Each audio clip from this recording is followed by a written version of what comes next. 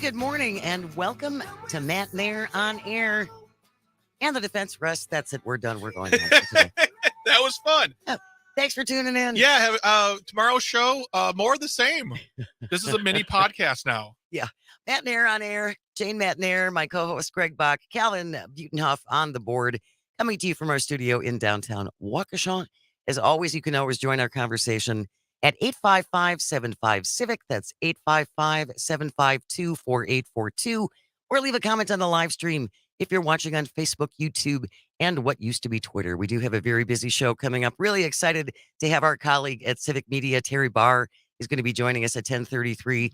This woman is everywhere. She does everything. She really does. She's in marketing and promotions and production, and she does voice work, and she writes things. And Terry is very, very talented. She has a long, long resume, very impressive resume. Terry's going to be joining us to talk about the news coming up at 10:33 next hour. Yes. This was a reminder from, I want to say it was Andrew from Maine, who emailed into Jane Says at civicmedia.us with a reminder about all the honor flights that are going on. Yes. Oh, those are amazing. They are amazing. So Karen Rilke is going to be joining us at 11:06, Rilke, to talk about honor flight and why this is important and what it means for these veterans and what it means, I think, for people who are there in support roles. And this is not the first time we have taken suggestions from our listeners and our viewers and our fans and friends. And Jane, how, if they have an idea, do they get in touch with us with those ideas? It's very simple. Okay. Jane Says, JANESAYS, Jane Says at civicmedia.us. If you have a guest suggestion, if you have a topic suggestion, if there is a nonprofit in your community, whether you're in Oshkosh or Green Bay or La Crosse or Hayward or Amory, you can send it in to Jane Says at civicmedia.us. And of course, all the complaints go to Calvin. You'll figure it out. You'll find him. Just close your eyes and imagine what Calvin's email address is. And send it. Add 2 S's. You've got it. And he'll get there. Yeah. Exactly. So that was quick. That was really pretty quick. Yeah. Former President Trump's defense has rested and again, it's not really a hush money case. No, it's not. It is about falsifying business records to hide the hush money payment to Stormy Daniels. So it's not about whether or not he paid the hush money. It's whether or not he falsified business records to hide that this transaction happened. Yes, that is the crime. That is the crime. So, yep, they're done. Whoosh. That was really quick. They just started this morning. The defense did. Yesterday. Oh, they did? I thought they started yesterday. Okay, I thought they started this morning. Okay, still. Yeah. Very quick. They had one witness. That guy. They had Costello. Yeah. And from everything, the reports that were coming out from the trial yesterday, he did not impress Judge Merchan. From what I understand, the judge vacated the entire room but for that person and said, "Hey, do you know what this robe means? Do you know what this little hammer means? It means I'm in charge of this room. And stop being such a jerkwad." Well, he said you were displaying contemptuous behavior. Don't try and stare me down. Yeah. Don't give me side eye. Don't mumble when you're on the stand and think I'm not going to hear it. I'm sorry, but we need to throw someone in jail for a night, whether it's him or the president. There needs to be consequences for this kind of disrespect in a courtroom, because you and I would be in jail. Oh my God. Many times over if I'd have pulled half the things the former president had done outside the court and the courthouse itself. No, it's absolutely ludicrous that nothing is happening, that people get to get away with it. And that's what I said to Pat this morning on Up North News Radio. This Costello guy has no reason to respect the judge. The judge has not punished anybody. There's been nobody is giving anyone consequences for their actions. And so it just feels like, yeah, try it. Oh, is the judge going to yell at me? Big deal. I'm cool now. That's a badge of honor. Yeah. Oh, absolutely. Yeah. Isn't that how you score points in Trump world? I mean, it's definitely what you want to tell the kids. That's a good role model right there. You want to make sure all you MAGA supporters out there, make sure you listen to these individuals who disrespect law and order that you prop up so hard. Yeah. So we do have a clip from the former president. This is actually before the trial was actually underway. and he was asked about testifying in this trial in New York. Let's just play that quickly, Calvin. You plan to testify in your trial in New York? Yeah, I would testify, absolutely. It's a scam. Yeah, he didn't testify. And he was never going to testify, No. ever. No. Never. No, I wish. Oh my God. Well, he would have perjured himself in the first 2 minutes. Oh, it's fine. Nothing would have happened. And we would have seen that wonderful tan juice he puts on his face just roll down his forehead. Are you surprised by this? Are you surprised that the defense has rested so quickly? 855-752-4842, 855-75-CIVIC, or comment on the live stream if you're watching on Facebook, YouTube, and what used to be Twitter. What I had to laugh about yesterday, we have all his sycophants now from Congress Yeah. who had been showing up at the courthouse to try and get around the gag order that Trump is under, where he can't attack the judge or the jurors or the judge's daughter. Yeah. And so he had Matt Gaetz and Lauren Bobo Boebert all out there to talk to the media so they could attack those people. And Trump has been claiming that there is a complete military lockdown outside of this trial. Yeah. And that's why his millions and millions of supporters haven't been able to get close to show their support for him.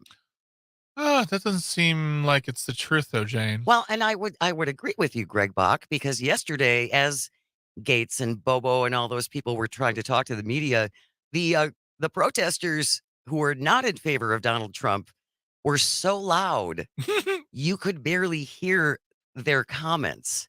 Now, I find it interesting that those people were able to make it close to the courthouse and show their displeasure with the former president, and yet the former president's millions and millions of supporters, they couldn't get through the same kind of barriers, Greg. I mean, it's really tough to try to stand up for that man when you just can't make it through the door. I mean, yes, the people yelling, they're fine, but I mean, I just want to make sure I give him my love and support, but I have to do it from far away, like 2.5 miles away where I'm having lunch.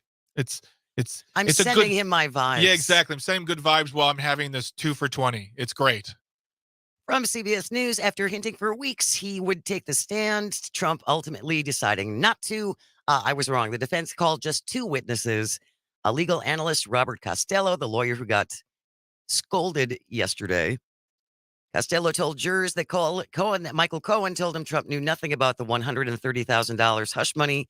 For his part, Cohen said he never trusted Costello and then lied to protect himself. So the defense has rested. Now the jury is adjourned until next Tuesday, day after Memorial Day, when they're going to start closing arguments. For real, like if you'd have asked me how long the defense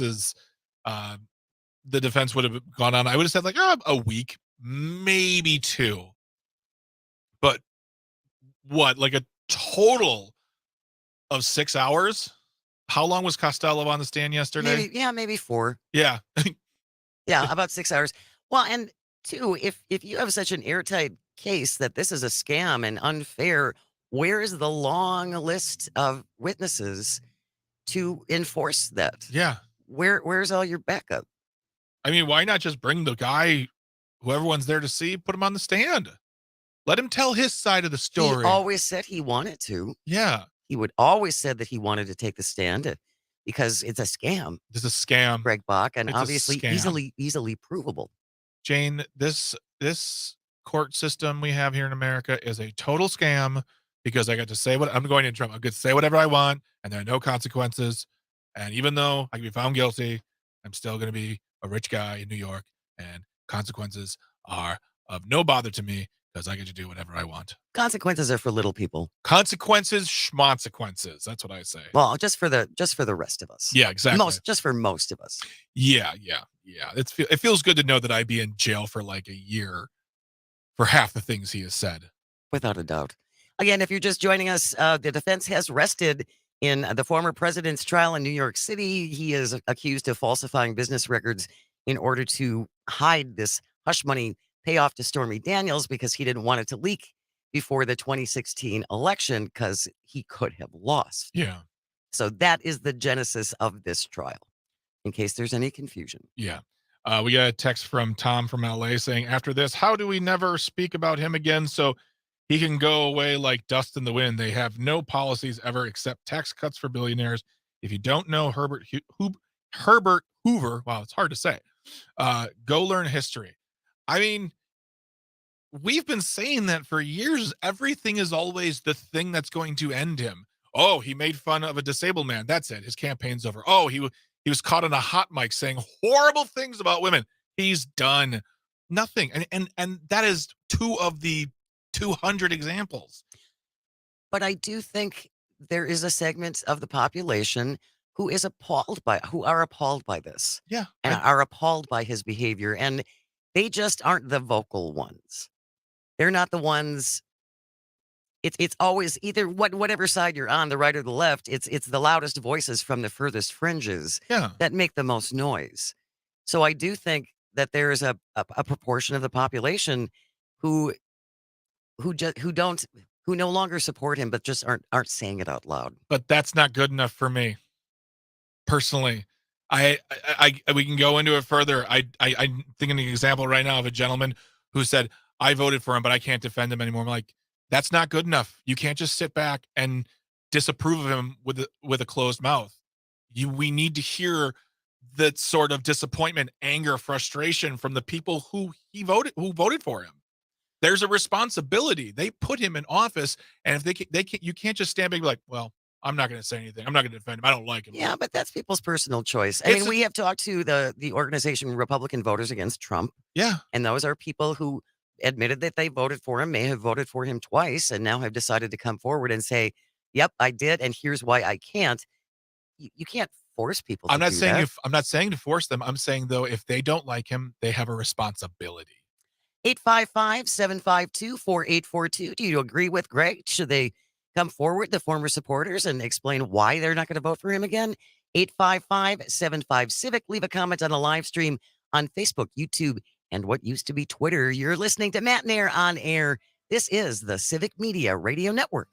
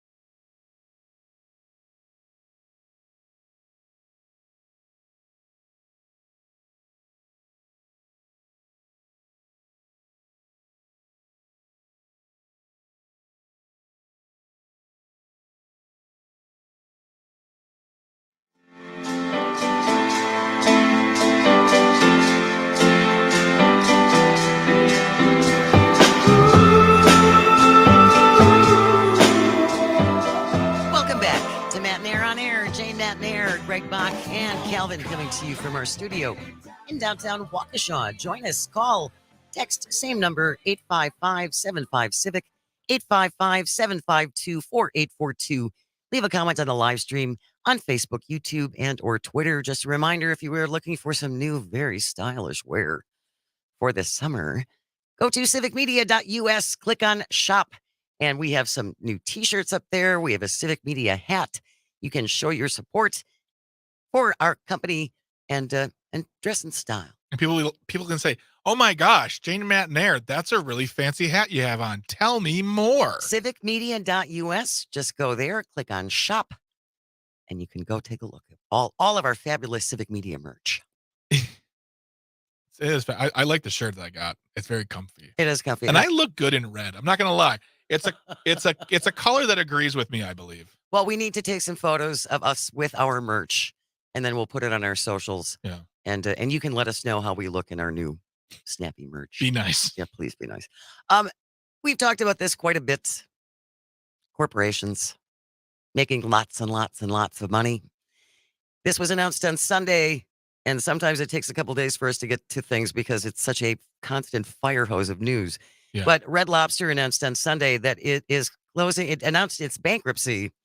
And so they're closing a number of locations, including the one in Wauwatosa on Highway 100 and also in La Crosse.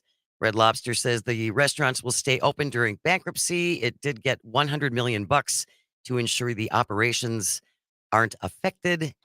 But here's what I found interesting.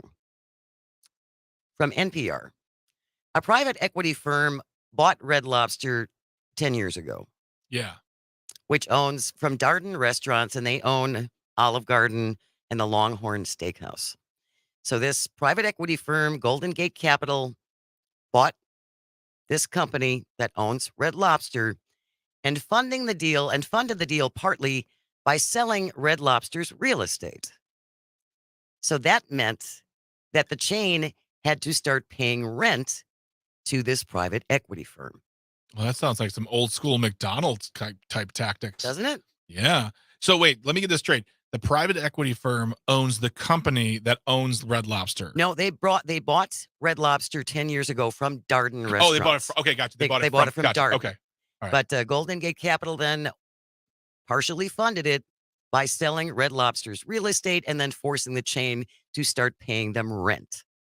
And that's now a major financial factor in Red Lobster's bankruptcy filing, which is asking the court to reject 108 leases so the company can just abandon those locations. I call it vulture capital. Yeah, that's exactly what They're it is. vulture capitalists, Yeah. and all they're interested in is profit. Mm-hmm. It's not about making anything. It's not about providing jobs with sustainable wages. That has nothing to do with anything. Oh, God, no. Profit is the god, and that is the only thing that they're focused on. Yeah, and this is nothing new. This is not even close to being new. This has been going on for a long time. Private equity firms buying up properties, whether it's, Single family homes. yes. I mean, Let's talk oh about my that. God. Private equity firms buying up single family homes and then making sure that a homeowner either has to rent Yeah. because the price of buying it is out of sight. Mm-hmm. So now they're going to force people to be renters. Yes. And they don't have to keep up. I mean, and when you own, some of these companies own thousands of properties, you can't keep up with maintenance like that. And you don't have to, because you can just essentially be a suburban slumlord. You bet. Yeah. I'm sure anyone who's renting out there who is owned by a company that's a private equity firm or a vulture capitalist, I'm sure those absentee landlords are terrible. Yeah. Like you said, they don't have to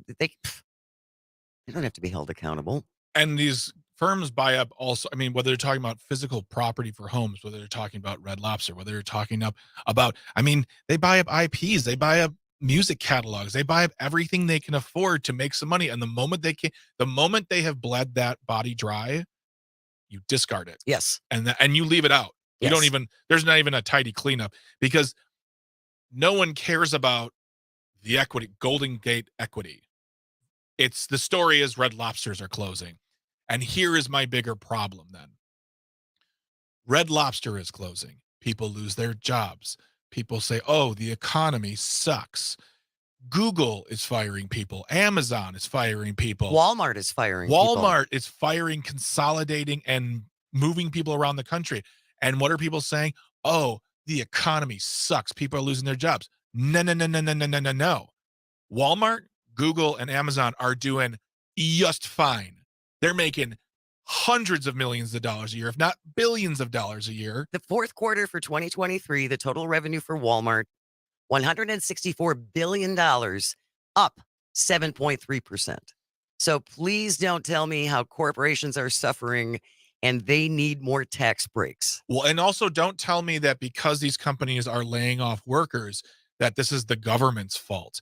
Joe Biden and Bidenomics and blah blah. No, No. these are private companies that you love. You love private stuff, making the free and fair, or not so fair, but the free decision to fire people to save more money.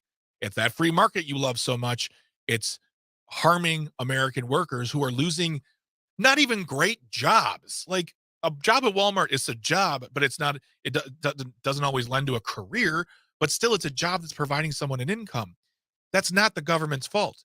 It's these corporations who are saying, well, if we just fire 2,000 people in the Southwest, we can make another $42 million a year in profit. Yeah. That's not the government's fault. It's That's private their business. doing. It's So private business. when you hear about Red Lobster, don't think of the government.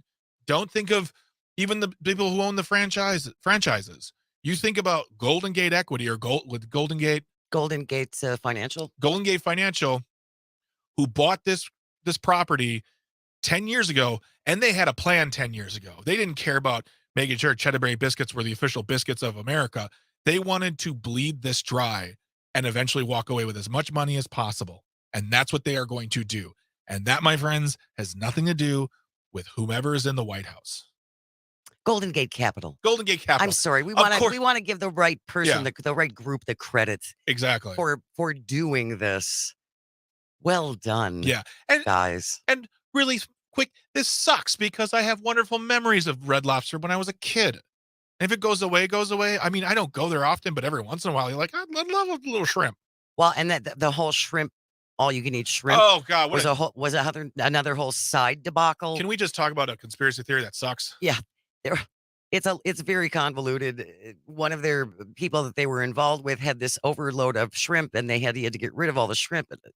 We'll put everything in the show notes if you want to take a longer look at what a mess this was. Sherry on the live stream, she likes Red Lobster. So do I, Sherry. Who didn't like the cheddar biscuits? They were wonderful things. Oh my God, they're so soft and fluffy and cheddary. News is coming up next. When we return, Civic Media's Terry Barr is going to join us, and we are going to talk about our supremely corrupt Supreme Court. That's on the way. Stay close. You're listening to Matenaer On Air. This is the Civic Media Radio Network.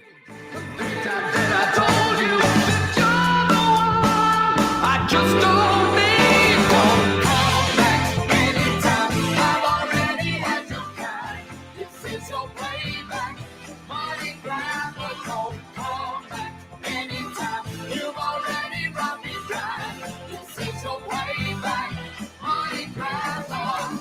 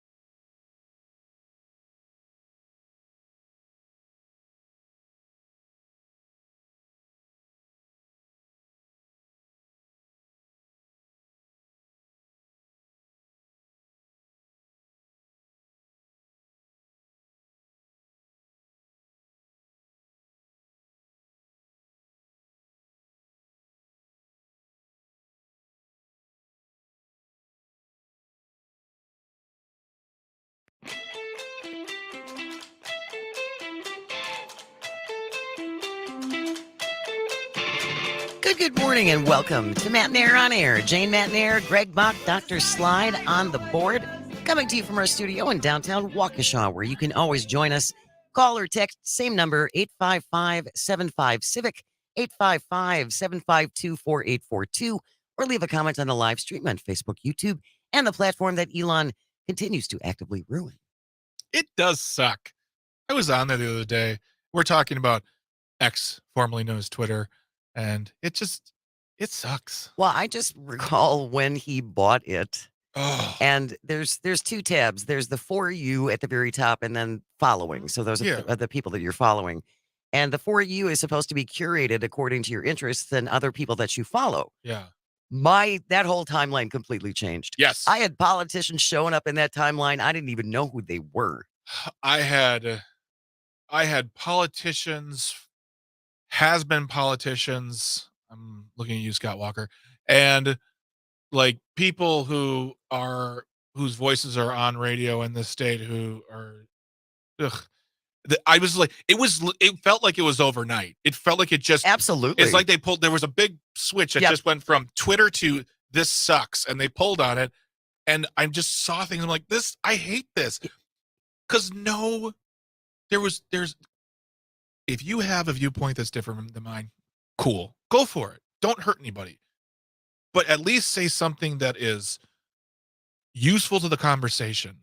When I'm just seeing racist, homophobic, transphobic, sexist posts about nothing based in no reality, I don't like that. It doesn't help me grow as a person, in my opinion. It just solidifies the fact that, oh, okay, you suck.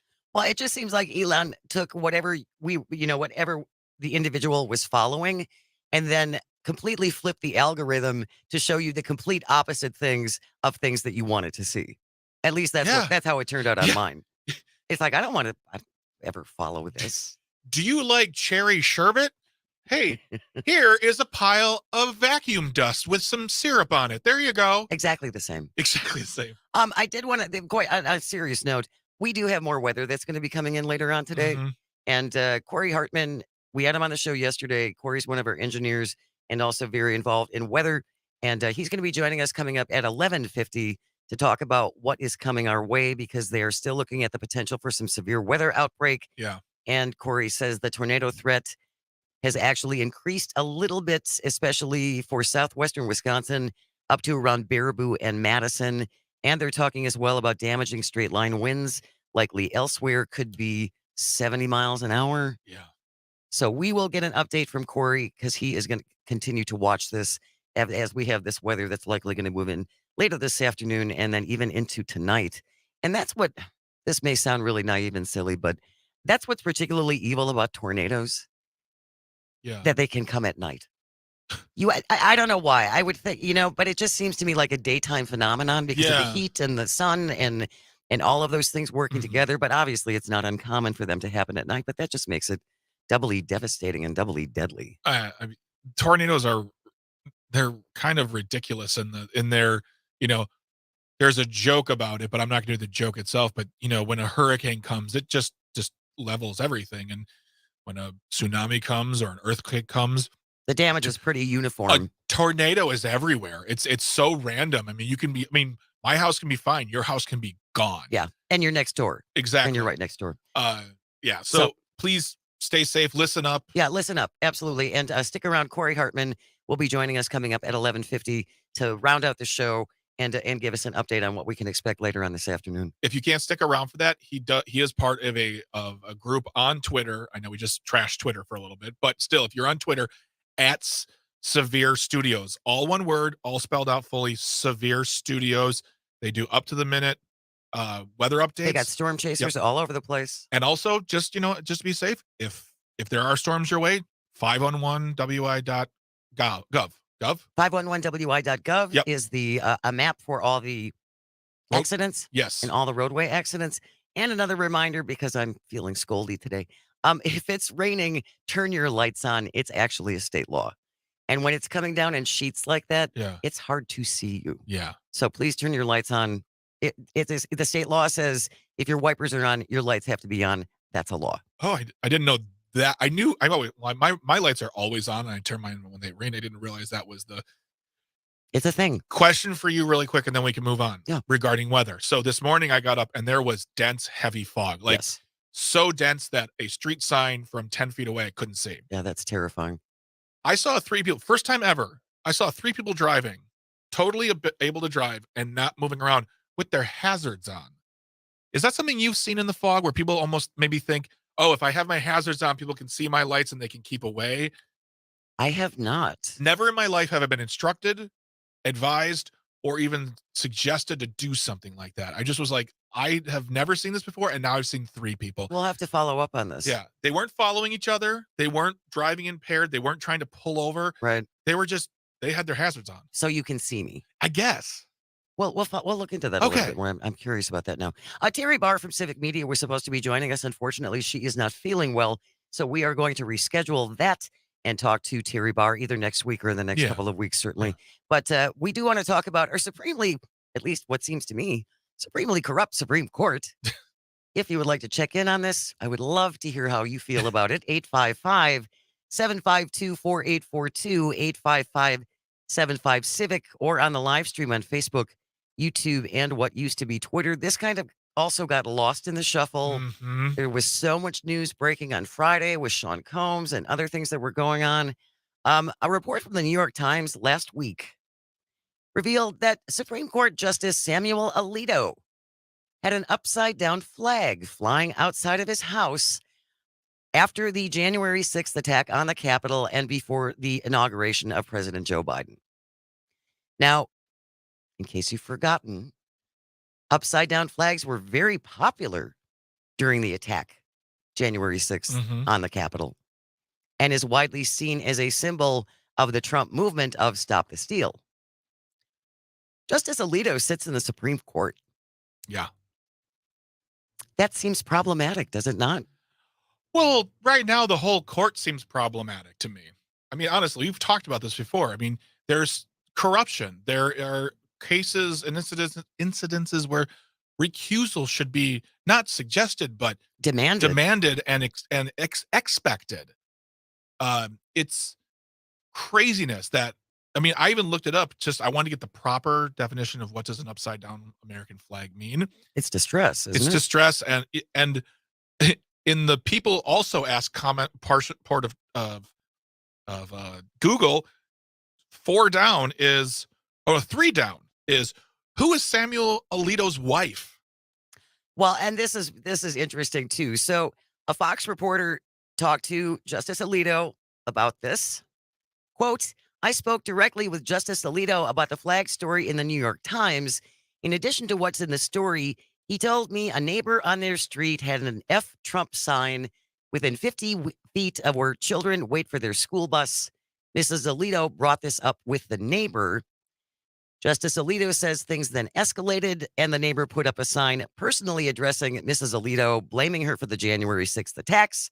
The justice says he and his wife were walking in the neighborhood. Some words were exchanged with these neighbors. He says the man used vulgar language.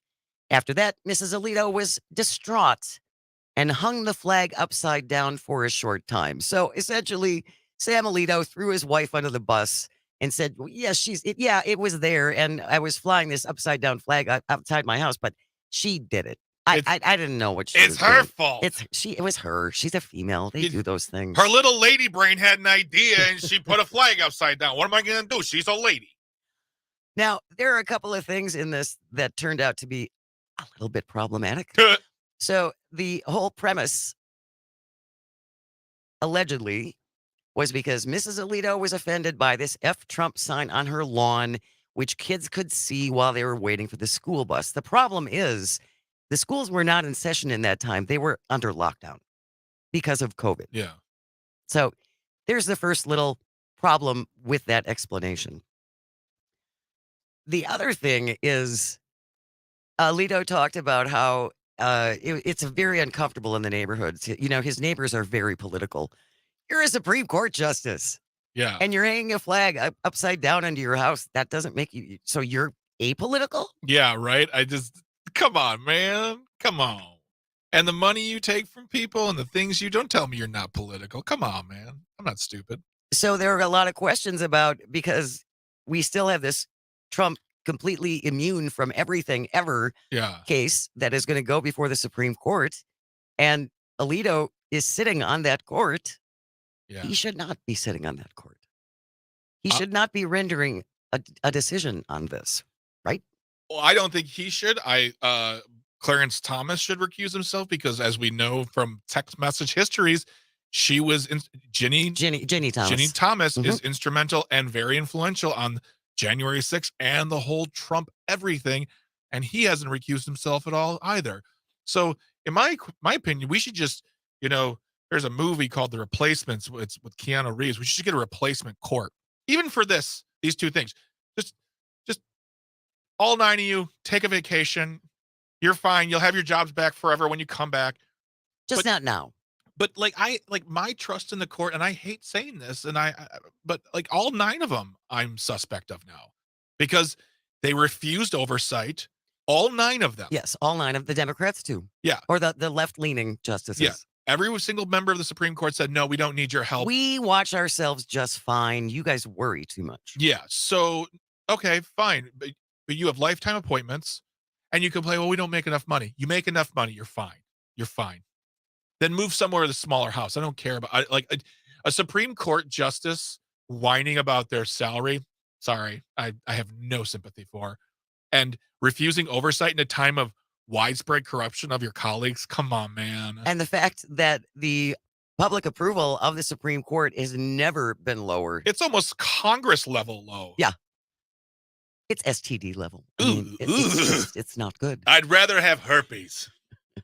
855-75-CIVIC, 855-752-4842. What should be done with our Supreme Court? I mean, can we get any ethical rules at all? Is there any oversight at all? And just on a complete side note, I am completely against F anyone signs in their yards. Yeah. I don't care who it is. Yeah. It's bad taste. It's juvenile. Mm-hmm. It doesn't help anything Yeah. for anybody. Okay. So knock it off.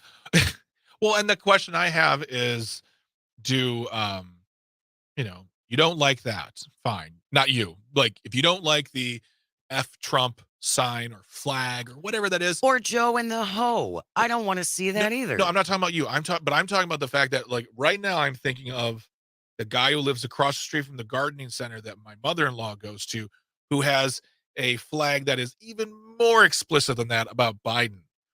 My question is always like, all right, if you have a problem with that, you better knock on the door of this guy's house too and tell him the exact same thing. What's good for the goose is good for the gander. Yes.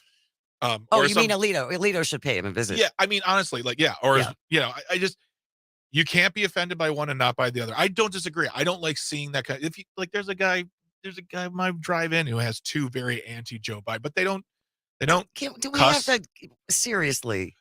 But you can be anti all you want. Let's just raise the level of discourse just a scooch and stay away from cursing. I just think it's interesting. He's got 2 places for flags, and neither one of them hold an American flag. Interesting as well.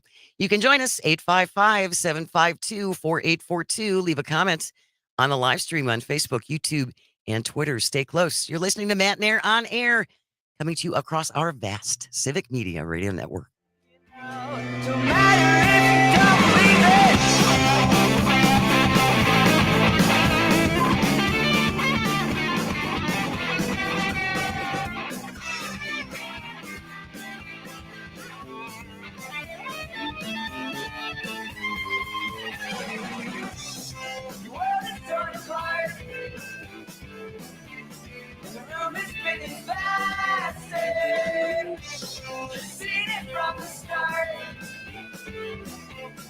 There is no going backwards.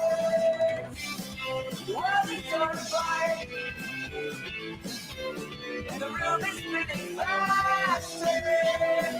You've seen it from the start. There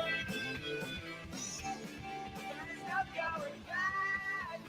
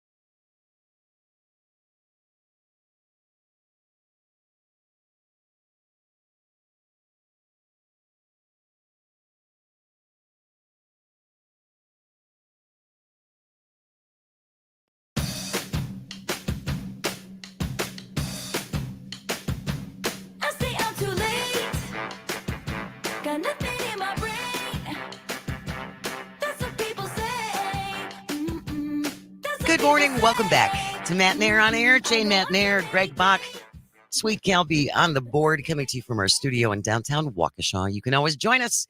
You can call, you can text 855-752-4842, 855-75 Civic. Leave a comment on the live stream on Facebook, YouTube, and what used to be Twitter, or even easier, Greg Bach. What's that? Download the free Civic Media app wherever you get your apps.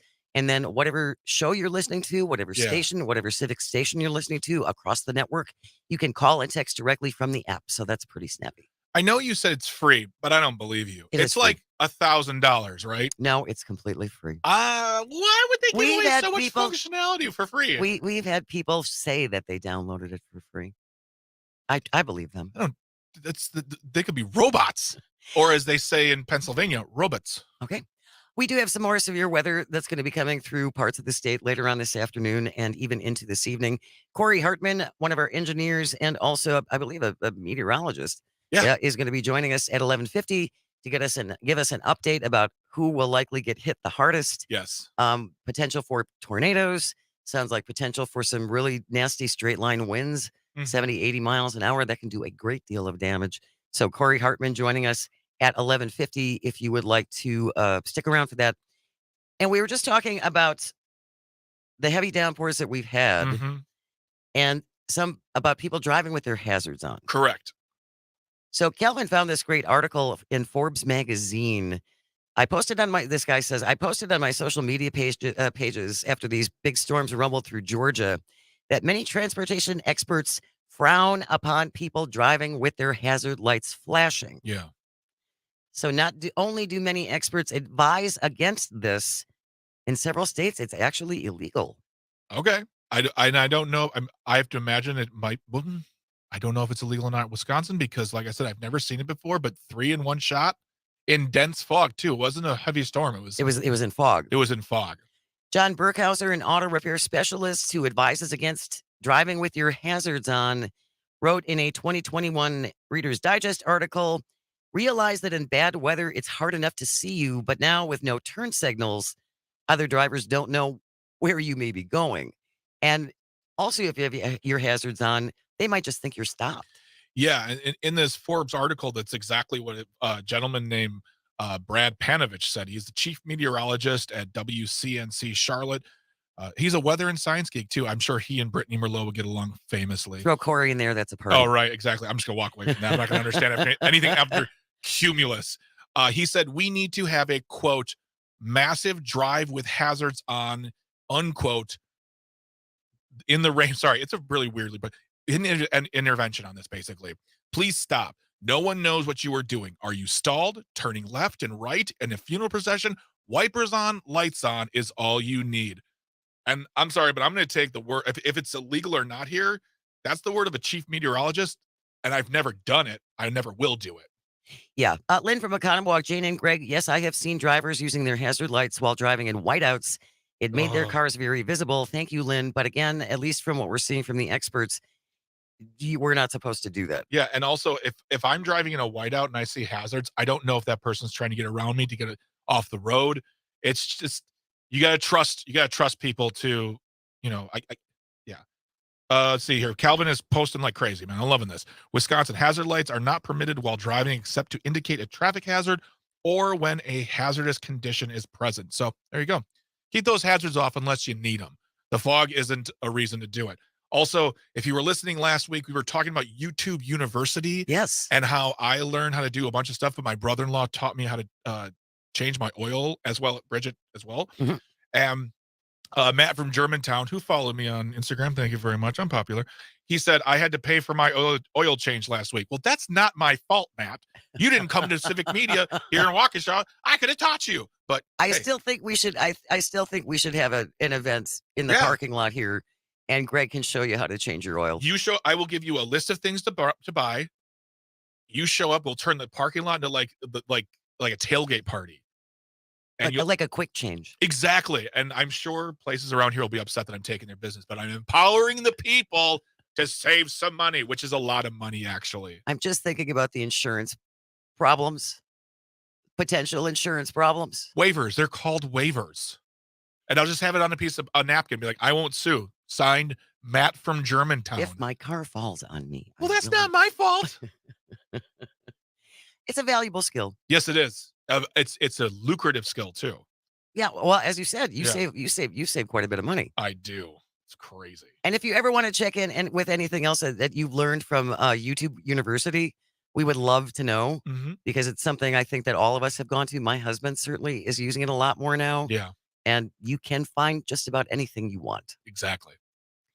We only have a couple of minutes left before we have the news at the top of the hour. And then Yes. when we return, we're going to talk about honor flight, Yes. how important honor flight is, what it means to these men and women who have sacrificed so much, and how you can get involved. There's a bunch of different ways that you can help. So it's all a very good thing. Yes, It's a it very, is. very good thing. So stay tuned for that. But very quickly, we talked about Harrison Butker beginning of the week after his commencement address at the Benedictine College. And we do appreciate people watching our videos. Yes, we do. Always appreciate it. Mhm. You took a brave step last week, Yeah. Greg Bach. I dove into the comments. How'd that go? Not well. About as well as you think. Lots of cursing and insults? More insults. More insults about the fact that everyone wanted to know, why didn't we listen to the whole speech? I did listen to the whole speech because it seems like everyone thought at some point it got good, or at least supportive, and it didn't. It was vitriol, conspiracy, and crud the whole way through. Well, again, if you want to be a stay-at-home mom and you can make Yes! that work, I applaud you. Good for you. Go for That's it. absolutely fantastic. But telling a bunch of female college graduates that essentially that diploma you just earned you should set on fire because you're Yeah. not following your true vocation Yeah. just seemed, I don't know. And if you're going to leave comments, you can leave whatever you want. Yeah. But I will tell you this, that if you rely on insults and profanities, to me, that just proves that you have no argument. Yeah. So, The only one I responded to one comment where it's they were talking to me saying, "Well, who's going to comfort this guy's wife when when she gets home from work after 70 hours?" And I just wrote back, "I do." stay with us. You're listening to Matenaer On Air. News is next, coming to you on the Civic Media Radio Network.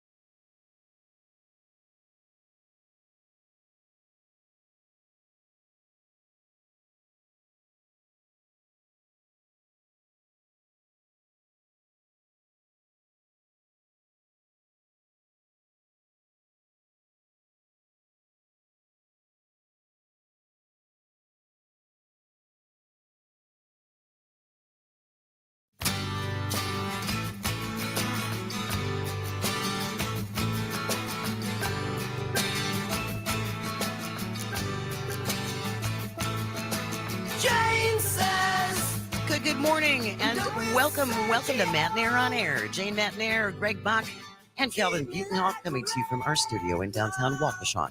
You can always join us. You can call, you can text, same number, 855-752-4842. Leave a comment on the live stream if you're watching on Facebook, YouTube, and what used to be Twitter. Very excited to have our guests join us live in studio. Karen Relke is here with the Honor Flight. Good morning, Karen. You may want to pull that mic up just a little bit. Good morning. It's great to be here. Thanks so much for having me. You have been involved with Honor Flight for a very long time. I have. I started in 2014, but our organization started in 2008. So there was plenty of history before I came along as well. And for those who don't know, and I would like to think that most people by now are familiar with Honor Flights, but what was the genesis of this idea?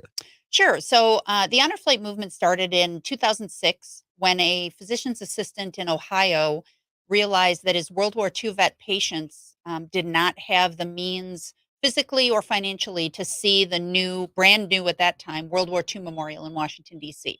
So he had a friend who was a private pilot, and they started flying a couple vets at a time, all expenses paid, to see their memorial. And that really was the genesis of the movement. And then our hub here in Southeast Wisconsin started in 2008, and the first flight of Milwaukee vets was November of 2008. Wow. Now, it started with World War II vets. It did. Most of them are gone. hmm So now, Korean War and Vietnam veterans. That's correct. It's really an opportunity for our oldest vets to get the day of honor and gratitude that they really didn't get. You know, we've all seen the ticker tape parade footage from World War II, even though that wasn't the reality for most World War II vets.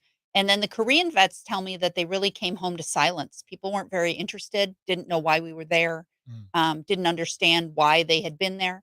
And then I think many of us know what the reception that our Vietnam vets received. They were treated so terribly. They were, Yeah. and that hurt for so long.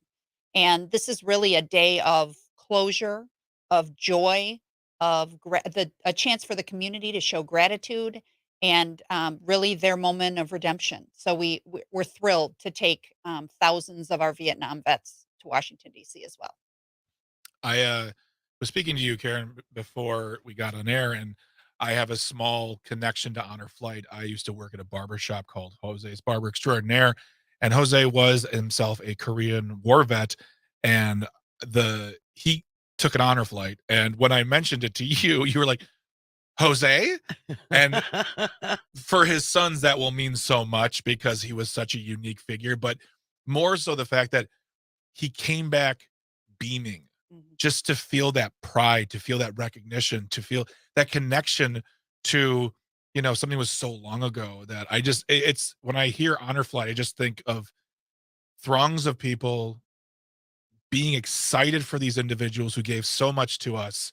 And it means so much that you're still doing it. And you even said, like, you've worked with 10,000 vets, but you remember Jose. And that means the world to me as someone who cared very much about him. He was wonderful. And really, it's a joy for us to give these vets not only a chance to spend the day with other vets, Yeah. but the chance to have some pride in their service. I hear from the sons and daughters that sometimes accompany their vet on a flight that my dad never wore a Vietnam vet hat. He didn't have anything that said he was a vet. He didn't identify really as a veteran, even though he was one, because he had really locked that part of his life away. Yeah. And it's such an overwhelming joy for us to have these vets finally proud again and willing to tell people that they served and have others thank them for what they did so long ago.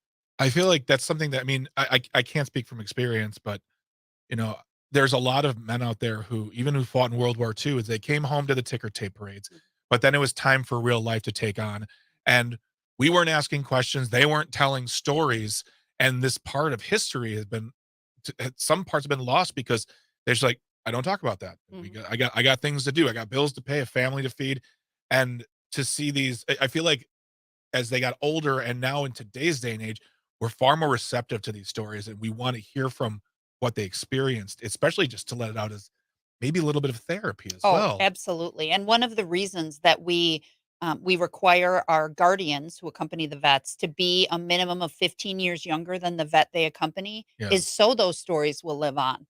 So these people hear the stories of sometimes their dad or their grandpa or their grandmother. We have a lot of ladies Yeah. that fly with us that served as well to very little fanfare. Yeah. And we want those stories to live on. That's incredibly important to us. And I think too that we forget so many of these people are so modest and don't feel like they're heroes and Yeah. don't necessarily feel like they deserve to be celebrated, but they should be. Yes, I had a very powerful moment probably 8 years ago or so. I was with two Korean War vets and we went to an interview. And one of the Korean War vets was a Silver Star recipient, had been nominated for the Medal of Honor, but not enough other soldiers survived the battle to corroborate his story. Oh my. And then the other veteran had served stateside here in the United States in supply. And after the interview, as we were walking out, the veteran who had served in supply said to the combat veteran, "I'm just honored to be in the same room with you." And that I will never forget this. The combat vet pointed right in his face and said, "Don't ever say that again. If you hadn't done your job, I wouldn't be here to tell my story. Your service is just as important as mine is, and you deserve that honor flight just as much as I did." And the veteran in supply started to cry. It was just absolutely incredible and a beautiful explanation of why we don't care where the veteran served. If you served before June of 1975, active duty, no matter where you were sent, your role was important and it's worthy of being thanked for. Karen Relke is our guest, and we are talking about honor flights. You just had one honor flight. You have another one coming up in June. Karen, if someone is listening and they are related to a vet who has never taken part, Yes. what is the process to go about starting?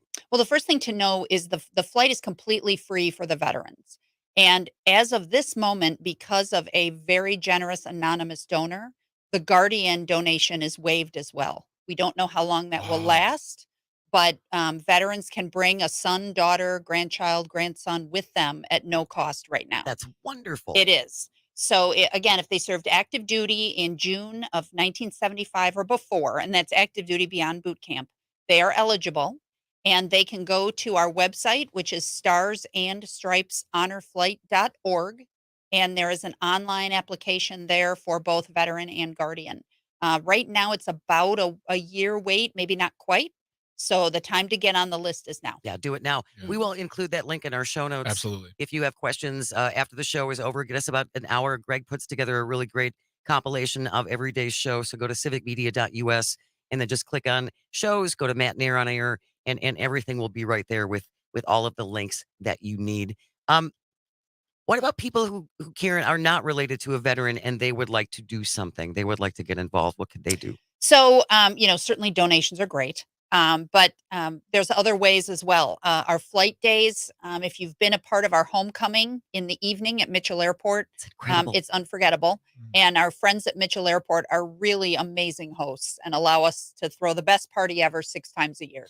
So we'd love to have more members of the community come out to welcome the vets home. It's a great party. Kids are welcome. There's a sign making station so kids can make signs that say "Welcome back, veterans."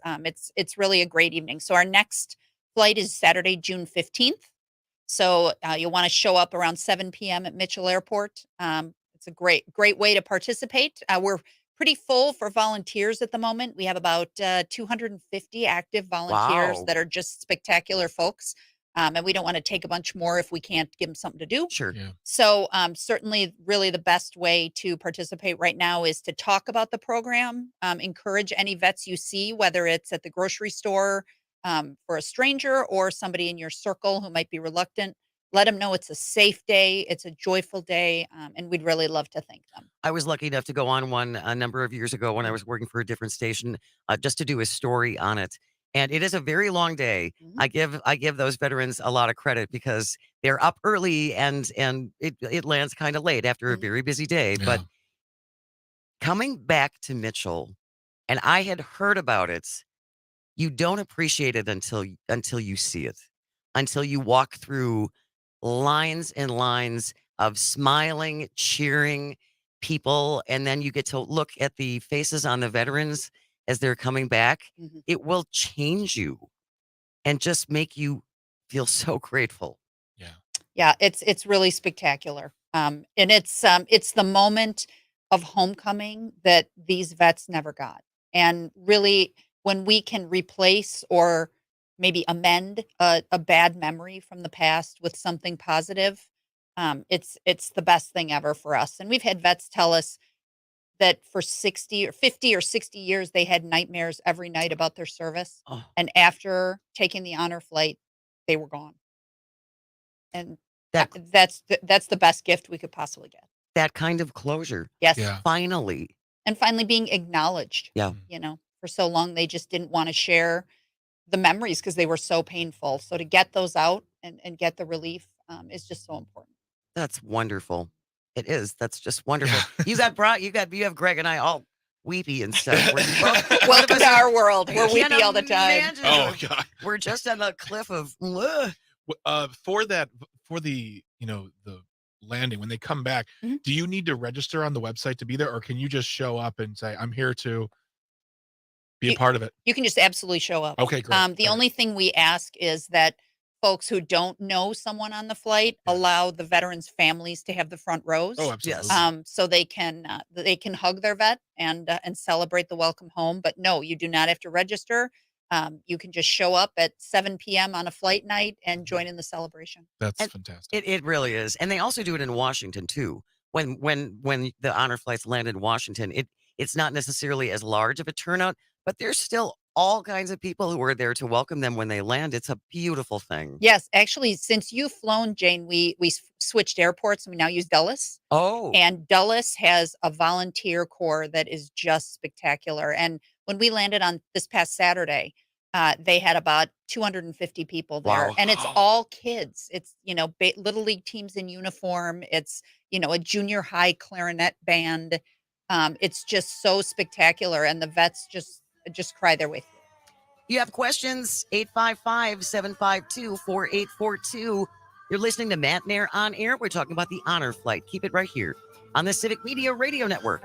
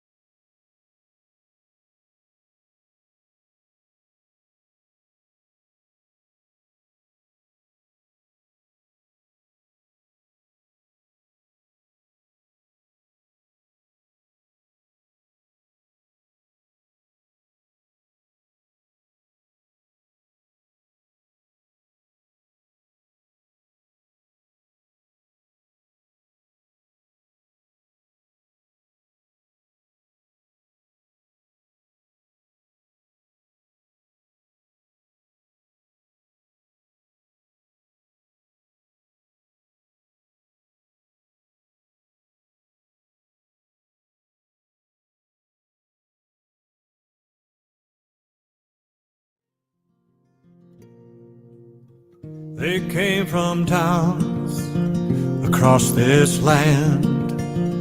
One last tour, one last stand. Most could walk, some could not. Welcome back to Matenaer On Air. Jane Matenaer, Greg Bach, Calvin Butenhoff coming to you from our studio in downtown Waukesha. Our special guest is Karen Relke with Honor Flight, and we are talking about how they started, why it's important, how you can get involved. If you have a question or a comment, you can always leave it on the live stream if you're watching on Facebook, YouTube, and what used to be Twitter, or call us, text at 855-75-CIVIC, 855-752-4842. Tom is on the line. Good morning, Tom. Did you have a question for Karen? Morning. First off, thank God for you guys, Jane and Greg. Really appreciate you. Karen, this is such a great thing, and such an awesome thing that you guys do. I'm going to ask you more of a philosophical question if I can. The only place where I see that war or that evil is shown is through war. And I'm just wondering, because I'm a peacenik. I'm a person that doesn't believe in war. I'm a person that believes it doesn't solve anything. But I'm just wondering, when you talk to these veterans, do they actually believe there's good and evil, and that's why we have war? I don't know if that's too big of a question to ask or not, but I'm just Well, trying to get a perspective from that. I think that's a big ask for Karen. I mean, she's dealt with 10,000 veterans, Tom, over the years. Yeah, And I'm happy to answer as best I can. Really, what we're talking to these vets about is what happened to them on a personal level 50 years ago. So most of these vets were kids. they were 19 years old, They were 20 years old. many were drafted, and many did not realize what they were getting into, both as they were sent there, wherever that may have been, and what they were going to experience when they came home. And I think they had seen their dads and their uncles fighting in World War II, and most would agree, genuinely saving the world at that point. And the ones who enlisted felt like this was their chance to make a difference and didn't really understand what was going to happen, what they were getting into. And then those that were drafted felt like they had no choice. So we don't get too philosophical on an honor flight day. What we're most concerned about is trying to heal those old wounds and really acknowledge what these folks went through and the lives that they've built since then. These aren't the policy makers. They're not. No. They weren't the decision makers. They were doing what they were told to serve their country. And Tom just texted us as well. He said they are definitely heroes. So. Yeah, and in many cases, they have a different take on heroism. Yeah.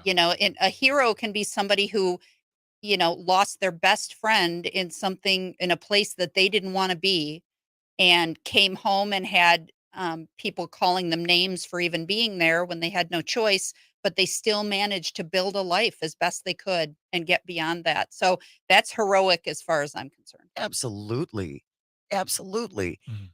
You need to go. You need to go. You need to get involved. Volunteer. Even though you have plenty right now, volunteers are always welcome. Get involved. Learn more. And as you said, Karen, it's about the individual and helping this individual heal It is. from And wounds from a really long time ago. yeah, it is. And actually, some of these vets came home and maybe weren't the best dads, and or moms, and as they struggled to build their life back. And in some cases, when they fly with a son or a daughter and experience this day together, those bonds are strengthened.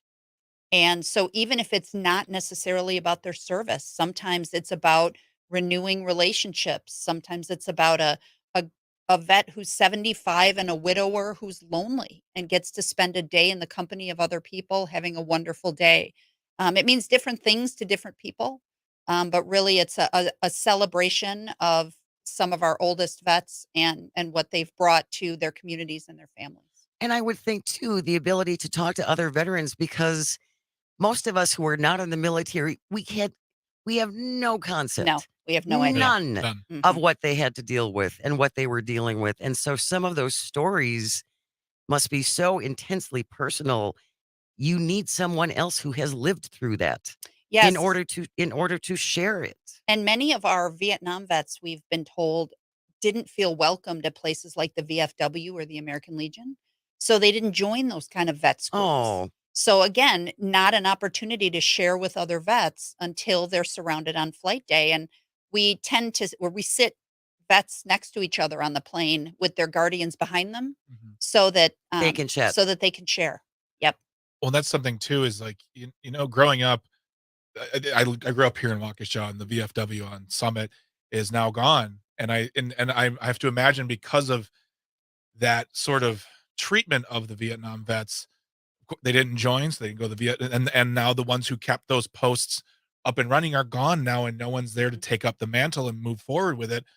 It's really sad because it was a place where, I mean, even, some places, I don't know, I'm a man, and I feel lucky that I live in a country where I'm not going to be drafted into a military, Mhm. and you can't understand that kind of luck and privilege until you talk to somebody whose number came up on television and they were going. You had no choice because you didn't have the ability to get out. You're going to war. And I think that's another aspect of, like, understanding just that journey and knowing that I don't have to do that anymore. Then that I'm lucky. I don't I didn't want to be in the military. My Mhm. dad was, he didn't want that for me.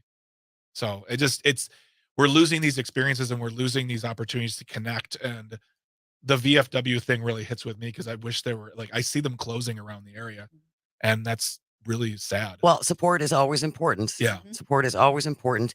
And you can help support the honor flight. As Karen mentioned, you can make a donation.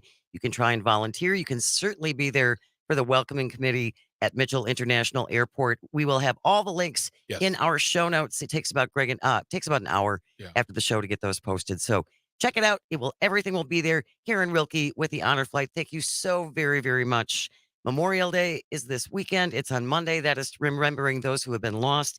The honor flights are to honor those that we still have. Buy a poppy to. Correct. Buy a Thank you so poppy. thank you Yeah. so much for having me. Of Absolutely, course, Karen. of We will course. have you back. Stay with us. News is coming up next. You are listening to Matenaer On Air. This is the Civic Media Radio Network. In line, one more honor to receive from their country. They talked of war and battles they'd been in, from Normandy to Berlin to the fields of Tianjin. In bodies worn from age, but eyes still so clear, brave tears to flow, remembering those years. Standing at the monuments, saluting straight once more, bronze and granite memories of those who went before. And when the time had come to fly on home again, finally they knew they'd made a difference. Fight for honor one last time. A few more hours they stood in line. One more honor to receive from their country.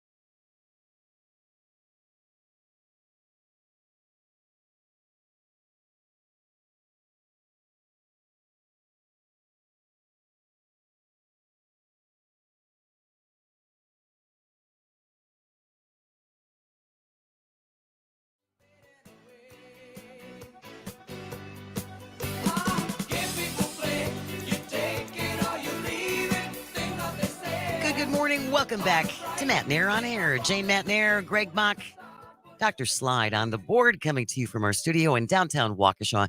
You can always join us. You can call, you can text at 855-75-CIVIC. Leave a comment on the live stream if you're watching on Facebook, YouTube, and what used to be Twitter. Want to thank again our guest in the last half hour, Karen Rilke from Honor Flight. Such a wonderful woman, such a wonderful organization. They do such good things.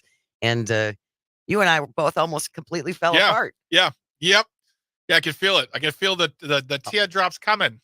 It's just so emotional. And it's, if you want to take part in it, I highly, highly encourage you to go to Mitchell Airport and be on the welcoming committee for when they come back. It's really a spectacular thing. So we saw this in the news yesterday, and then we started having an off-air discussion about it that we've decided to bring to you. Just a reminder, also, Corey Hartman, Civic Media's engineer and meteorologist, joining us at 11:50 to talk about the weather that is coming our way. Could see 70-mile-an-hour straight line winds later on today. There's a potential for tornadoes. This is not a joke. No. So please stick around for that. And Corey can give us some kind of an idea of what good is going to be coming. And stay safe. Stay inside. Don't go tempting things. Well, and I was just talking to one of the folks in the building here, and I understand if you want to, people turn everything off at night. Yeah. I always leave my phone on. Yeah.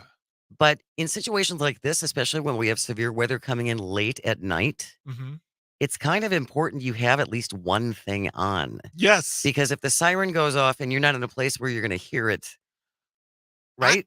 I don't understand why you would turn your phone off at night. Like, I understand silent, quiet, vibrate, but turning everything off, that just, you feel disconnected. I feel cut off then at that point. Or get a weather radio. Yeah. Which is a good idea anyway. But Corey Hartman coming up to talk about the weather coming up at 11:50. So anyway, we found this article that New Glarus held the second annual World Euchre Championship last weekend.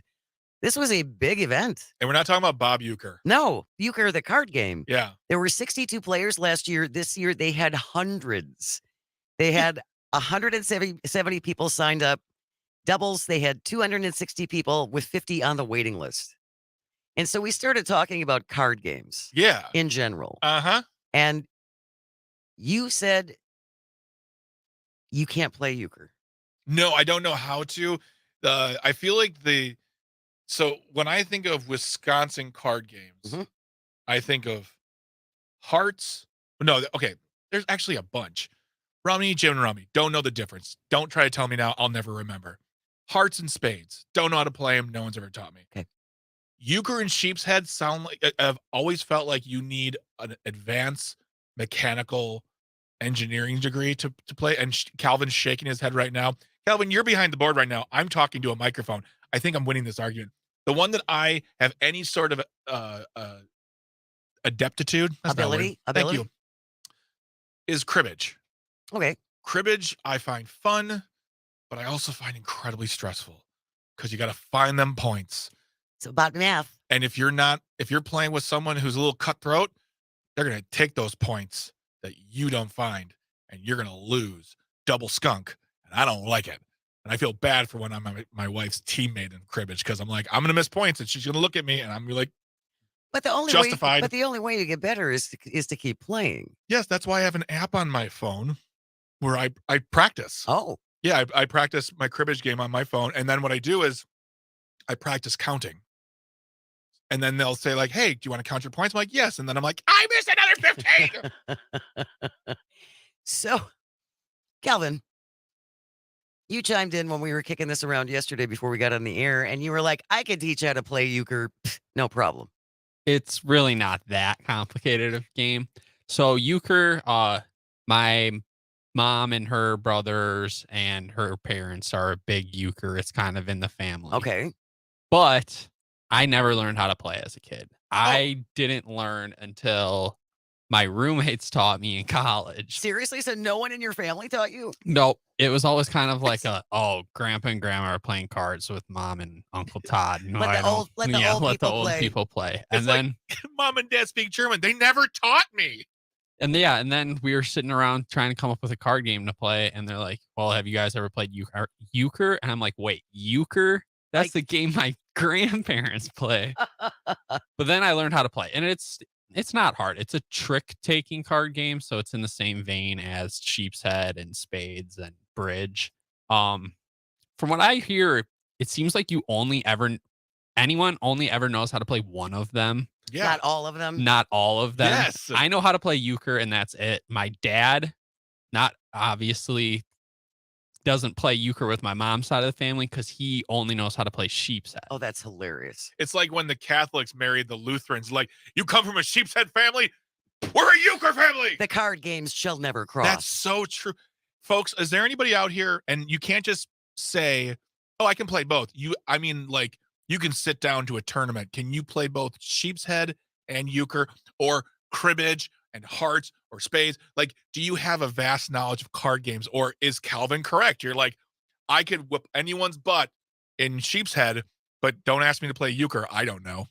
Are you an ambidextrous card game player? 855-752-4842. 855-75-CIVIC. Leave a comment on the live stream if you're watching on Facebook, YouTube, and what used to be Twitter. We have Sue on the live stream. I played cribbage with my 96-year-old mom all the time. She won way too often, and you better believe she made me pay her the quarter. Oh, of course. Of course. You pay the piper, friend. Hey, we're talking big money stakes here. I want my quarter. Matt from Germantown texts in, let's play cribbage. If you lose, you change my oil. If you win, you teach me how to change my oil. That's not how that works. That's a win-win for Matt. That's a win-win for Matt. He gets what he wants no matter what. And if I beat him at cribbage, all I get are some blousy points. This isn't fair. 855-75-CIVIC, 855-752-4842. Are you a cribbage household, a euchre household, a sheep's head household? Where do you come down on the card game? Nick from Madison is on the line. Good morning, Nick. Thank you so much for joining us. Thank you very much. Oh, hello. Go ahead, Nick. Hello, are you there? Yeah, go ahead. Hey, yes. Here's the thing. I played euchre before, but I'm a transplant from Illinois, and so the thing Forgiven. is, people in Wisconsin love their euchre. And yes, I'm a Bear fan, and I'm not going to apologize for that. But people in Wisconsin love their euchre, but they refuse to teach it to people because they say it's too complex. So all the times I've learned, I've since forgotten because I didn't play in a long time. And then people won't teach me anymore. So I'm just kind of done with it. I don't know. All right. I understand that. And that's not just an Illinois thing. I've had the same thing with sheep's head and euchre where they're like, it's just if you didn't learn when you were younger, you're never going to get it. Yeah, it's like learning a language, which I disagree with. It's a card game. Just slow down. But also, my dude, Google is free. YouTube's free. You can learn how to play. But I think, Nick, it brings up, there's like a euchre wall. Yeah, tear it down. You have to tear down this euchre wall. I don't know why I'm doing Nick, Kennedy. they're boxing you out of euchre play by just saying it's too complicated for you. I'm not even going to bother teaching you. That's not fair. And you become the best euchre player ever, and you tear down their walls with whatever words they use in euchre. Go get him, Nick. You can learn it. Yeah. I'll do it. Let us know. Let us know if you watch on YouTube and you actually figure it out, and then we can have you come in and play Calvin if you like. That'd be fun. Oh my God, euchre tournament. There's only 24 cards in a euchre deck. How complicated can it be? Okay, all right. You're saying that to me? All right. No need to get mouthy, sir. I Oh would my say gosh. you could play. I think you guys would understand it in 3 or 4 hands of playing where you just show everyone your cards and do talk it that way? and like talk through the moves. Challenge accepted. Because it's about there's a correct play 80% of the time. Okay. So I guess that's probably where the crabbiness for new players comes in, is if they're playing with an experienced player and they You guys know all the don't tricks. take the right play. Yeah, you know all the but tricks. They're bad teachers. They're bad teachers. Tony Zimmerman said on the live stream, he said, I can only play euchre, learned it at a church youth group, but he also added, that was in Ohio. Sheep's head basically doesn't exist in Ohio. I think that's just a Wisconsin thing. Actually, they play sheep's head in Minnesota. Okay, that's not Ohio, though. No, that's true. But my former father-in-law, Yeah. Arthur, may he rest in peace, Yeah. tried to teach me once. How'd that go? Once. He started yelling at me in the first 5 minutes because that's like you have tricks in sheep's head too, right, Calvin? I believe so, yeah. Yeah, and I didn't understand what a trick was, and I didn't get it, and he lost patience with me in the first 5 minutes, and I started crying, and I walked out, and I never tried to play sheep's head again. When you He say was trick, so mad do at you me. mean like pulling a card off from someone's ear going, it was here the whole No, time? it's a different kind of trick. We got Matthew Serdell on the live stream, who I believe is Matt from Germantown. I never heard of sheep's head until I got to Wisconsin. I am from Minnesota. Interesting. And Linda made it very simple. Euchre family. Take your ground, Yeah, man. exactly. Put up your euchre flag or your sheep's head flag. We want to hear from you. Kurt from Waukesha is on the line. Good morning, Kurt. Thank you so much for joining us. Good morning. Yes, we play the combination of euchre, sheep's head, spades, and cribbage. Oh my! In one game? No, but okay. It's like if we have too many people, we'll play the variations, and then when people rotate in and out, Gotcha. Okay. different games. But sheep's head, we will play call your ace, jack of diamonds, black sevens, Okay. six-handed. Euchre, we play to get into that, and then 500. We all learned as kids from our parents, probably by the age of 5. Oh wow! And the statement was always, "The family that plays together stays together." I don't know. Did you just hear Jane's story about trying to learn sheep's head from her father-in-law? That doesn't seem like the case. My former father-in-law. Well, yeah. Thank you so much, Kurt. Really appreciate you listening. Thank you for calling. By the way, we just found this out. Matt from Germantown is Matt from Grassroots Germantown. We've talked to him about, Oh, Matt. Hello, Matt. Let's see here. We got one. It said a texter from the 608 saying, my grandma screamed at me so frighteningly for stealing tricks. I never learned anything past euchre. Thank you. But that's not the right way to learn. I know. I totally agree with you. I totally agree with you. You have to. I was having this discussion with a friend of mine. And I think I told you this yesterday. I have a friend who is incredible at explaining things. The moment he has to teach you once you're sitting in the chair, it's a nightmare. Oh gosh, all patience is gone. All patience is gone. If you didn't learn it in that first explanation, it's like, I'm going to start crying soon. Is his name Arthur? It sounds How like did you know? Sounds like my former father-in-law. Ben from West Bend is on the line. Ben, we got about 2 minutes left. Thank you so much for calling. Hi. I am an avid sheep's head and cribbage player. I haven't played euchre. And would you think? Would you be a good teacher, Ben, to teach someone how to play sheep's head? Do you think?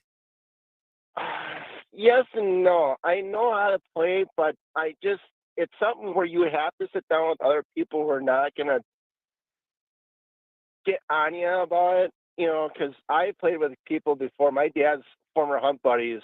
The one guy was a Mason, and he was a killer when it came to playing sheep's head. He would kill you if you did something, stupid.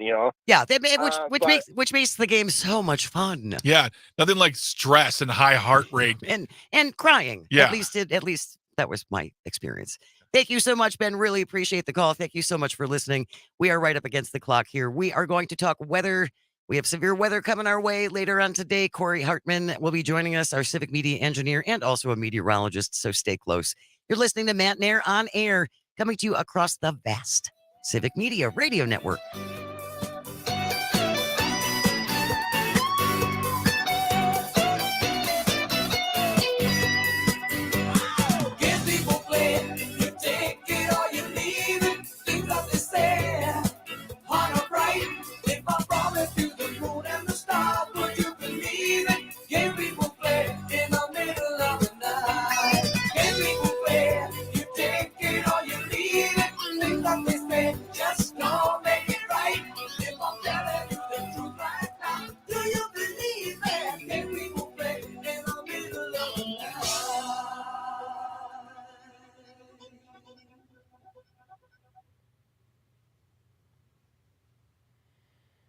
Check, check, check, check, check. 1, 2, 1, 2, 1, 2, 1, 2, 3, 4.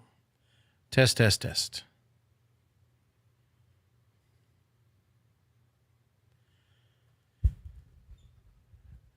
Check. Oh, that's weird.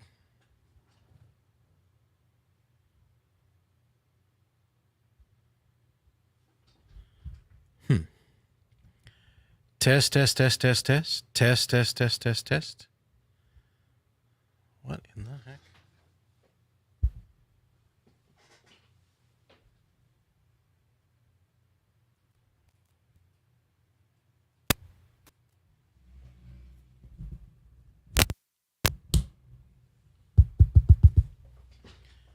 Hello, test. 1, 2, 3, 4. Test.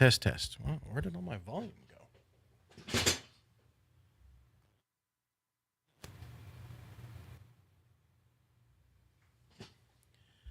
Check. 1, 2.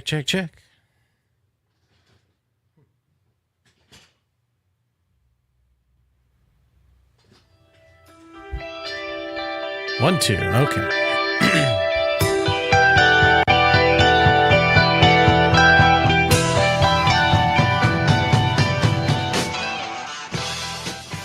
Welcome back to Matenaer On Air. Jane Matenaer, Greg Bach, Sweet Kelby on the board. You can always join us. Call, text 855-752-4842. That's 855-75-CIVIC. Leave a comment on the live stream if you're watching on Facebook, YouTube, and what used to be Twitter. We have weather coming our way. Corey Hartman is one of our wonderful engineers here at Civic Media, also a meteorologist. So, Corey, who's going to get it worst? I just checked the radar, actually, and it looks like Stevens Point area just got some pretty heavy stuff going through.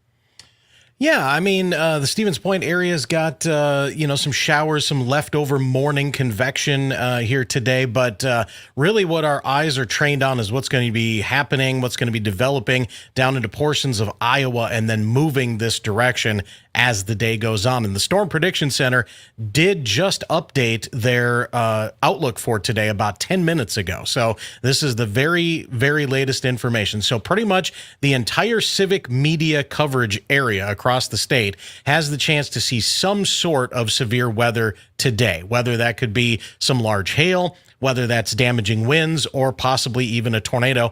And there's also a threat for some flash flooding because there's a lot of moisture with this as well. So we really have, as I've said before, all cards on the table here today. So here's exactly what's going on in the different regions. So as far as tornadoes are concerned, that is going to be the southwestern portion of the state. So we're really talking from Platteville to Richland Center, maybe up to Toma, maybe up as far north as Eau Claire.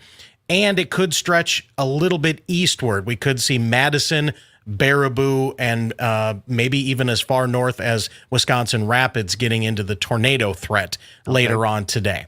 The large hail is going to stay down in that area as well.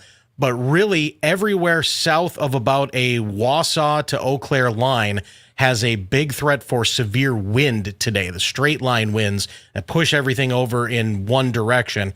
And the threat for that, again, is really Eau Claire to Wausau to Green Bay, kind of the Highway 29 there, and south.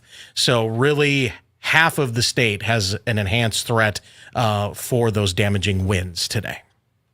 Corey, what time are these storms going to be moving in, do you think? Is it going to be late this afternoon? Is this going to happen, around rush hour time or later, do you think? Right. So we had originally thought we would have a couple of rounds of severe weather today, and fortunately / unfortunately, that didn't happen because with no storms happening during the midday today, that gives all the energy for this evening.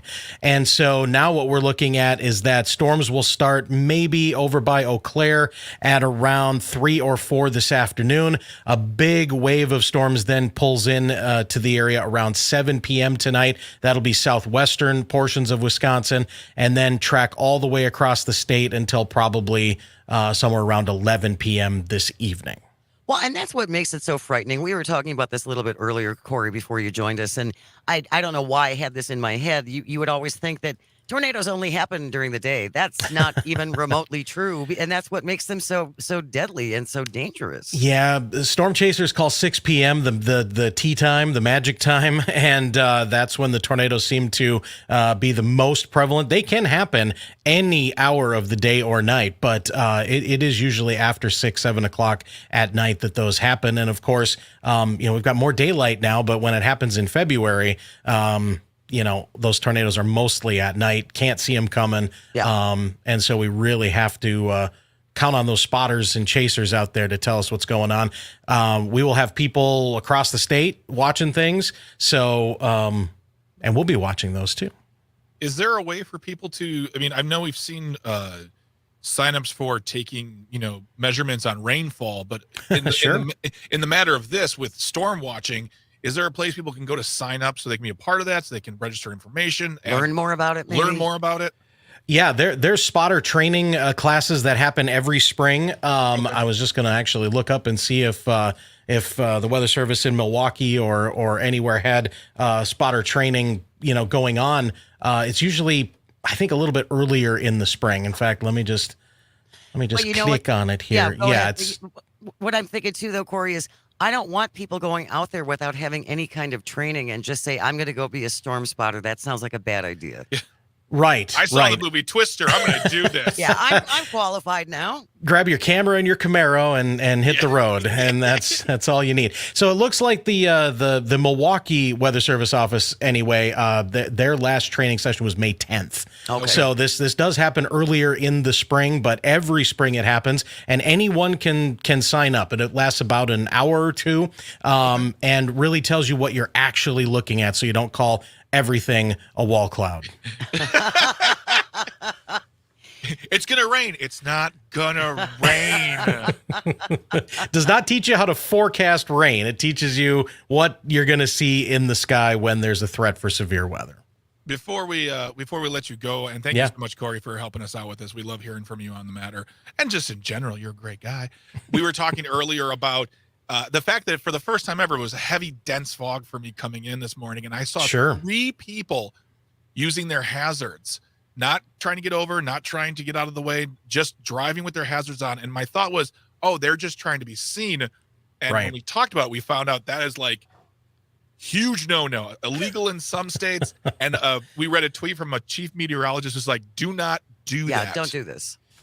Yeah, the bigger problem that we as chasers end up seeing sometimes is that people want to put all sorts of amber and white lights all over their car, and now they're LED, and so you're trying to drive behind them in a blinding rainstorm, and you can't see anything. Everybody's come up on a police car that has the rear lights and they're LED now, and you're blinded, right? Yep. Well, try doing that when the winds are blowing 50 and the rain is coming like you're pouring it out of a boot, and you can't see anything. So we're begging people to not use flashers and things in fog and rain. I mean, yeah, if you're pulled over on the side of the road, maybe, but if you're just tooling down the road, turn them off, please, and make sure your headlights are on, though.